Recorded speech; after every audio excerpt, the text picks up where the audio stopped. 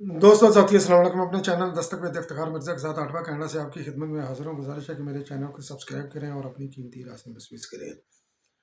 PTI की कौमी assembly के अंदर वापसी, मकबूजा कश्मीर के अंदर के दारुल हुकूमत श्रीनगर के अंदर G20 कॉन्फ्रेंस, और कॉन्फ्रेंस होगी नहीं होगी उसके क्या असरात मुरतब होंगे, तो ये पॉइंट्स हैं। इसके साथ साथ जुमान पार्क के अंदर छुपे हुए दहशत गर्दों की गिरफ्तारी के हवाले से क्या पेशरफ्त है अब तक, और पीटीआई से कुछ और लोग किनारा कश हो गए।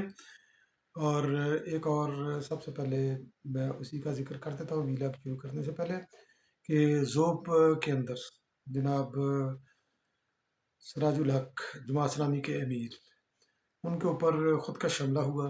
मुतअद्दिद उनके कारकुन जख्मी हुए। इस वाक़े की जितनी भी मजम्मत की जाए कम है। बहसीयत पाकिस्तानी ये मेरे लिए बड़ी अलम और कर्ब की बात है कि ये इस तरह किसी भी सियासी लीडर के ऊपर खुदकश हमला हो और उसकी ज़िंदगी जो है ना वो स्टेक पर लगे। तो सलाम है काजी जनाब सराजुल हक के ऊपर कि उन्होंने जनाब जो है ना अपने ज़ख्मी कारकुनों को लेकर वो हस्पताल गए, फौरी तौर पर उनके पास पहुँचे। तो यही एक बहादुर लीडर की निशानी होती है और यही कारकुनों के साथ मोहब्बत की एक अलामत होती है। मोहतरमा बेनज़ीर भुट्टो भी जब कारसाज का वाक़या हुआ, साहे कारसाज हुआ, उस वक़्त मोहतरमा बेनज़ीर भुट्टो भी सीधी जो है ना वो उधर पहुँच गई अपने कारकुनों के पास ज़ख्मियों की इयादत के लिए चंद ही घंटे के बाद। तो ये बहादुर लीडर जो है ना इसी तरह बिहेव करते हैं। सर पर बाल्टी नहीं रखते, ना ही वो ह्यूमन शील्ड का सहारा लेते हैं, और ना ही वो जो है ना वो बुलेट प्रूफ शील्डों के साए के तले वो सफ़र करते हैं। तो खैर अपनी अपनी सोच होती है, अपनी अपनी फ़िक्र होती है। तो अभी मैं G20 कॉन्फ्रेंस के हवाले से ज़िक्र करता हूँ। पीटीआई की कौमी असम्बली की वापसी का मैं ज़िक्र मैं बाद में करूँगा। तो श्रीनगर के अंदर ये कॉन्फ्रेंस हो रही है। ये भारत ने कॉन्फ्रेंस क्यों रखी? भारत ने कॉन्फ्रेंस यह इसलिए रखी कि 2005 अगस्त 2019 को जो कश्मीर की हैसियत ख़त्म की गई, मोदी ने जो ख़त्म की और जिसके ऊपर इमरान खान एक दिन में फरमाया था कि क्या मैं भारत के ऊपर हमला कर दूं।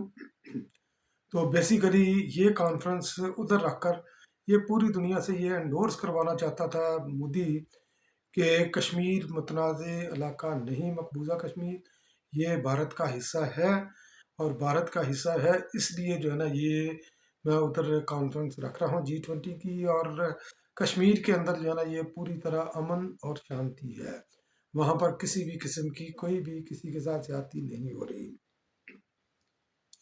ये मकसद था मोदी का।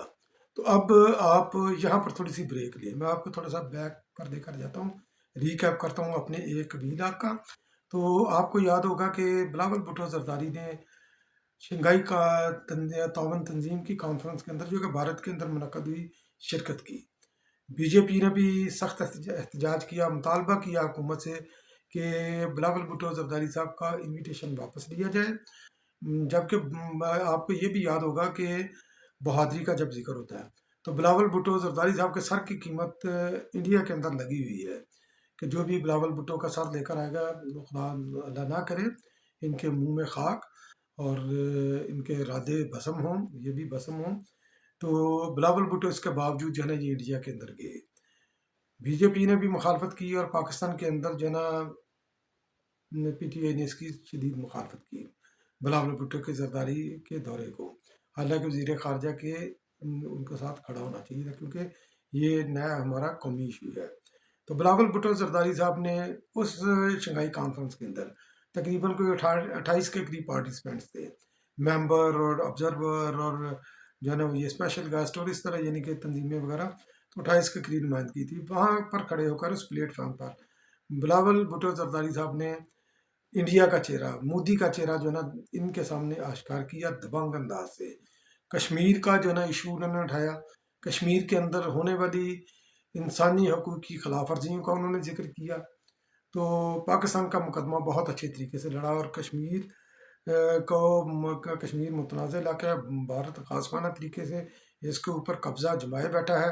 یہ پیغام انہوں نے دیا پوری دنیا کو بھی اور ان پارٹیسپینٹس کو بھی، اور جس کا نتیجہ یہ نکلا کہ یہ جو G20 کانفرنس یہ ہو رہی ہے سری نگر کے اندر، تو اس کے اوپر چائنا نے بائیکاٹ کیا، سعودی عرب نے بائیکاٹ کر دیا ہے، ترکی نے بائیکاٹ کر دیا، پاکستان نے تو آلریڈی کیا ہوا ہے، اور باقی دیگر 4 ممالک بھی اور ہیں جس کے اوپر بلاول بھٹو زرداری صاحب نے کافی حد تک کام کیا ہے.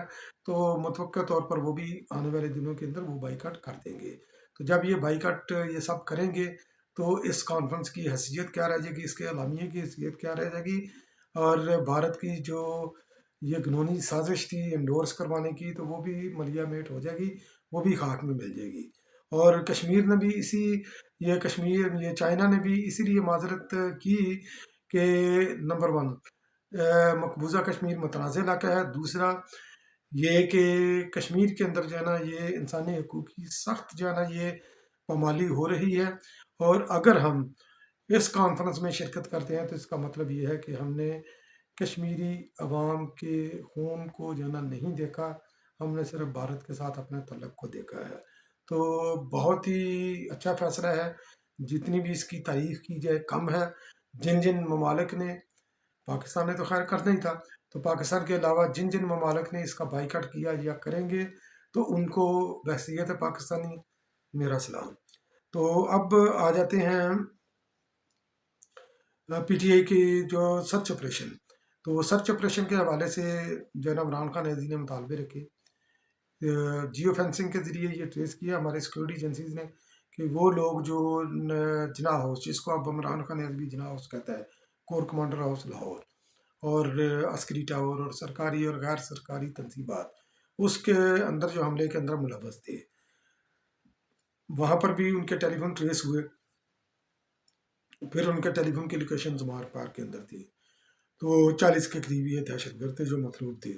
ویسے پورے پاکستان کے اندر میرا خیال ہے 2200 کے قریب انہوں نے فہرست عمران خان عزیز کو دی ہے کہ یہ بندے ہمیں مطلوب ہے، یہ ہمیں پروڈیوس کر دیں بندے، تو آپ کا بھی کام آسان، ہمارا بھی کام آسان. تو خیر عمران خان عزیز صاحب کہتے ہیں، پہلی بات تو کہتے ہیں کہ ہمارے پاس یہ ہے ہی نہیں.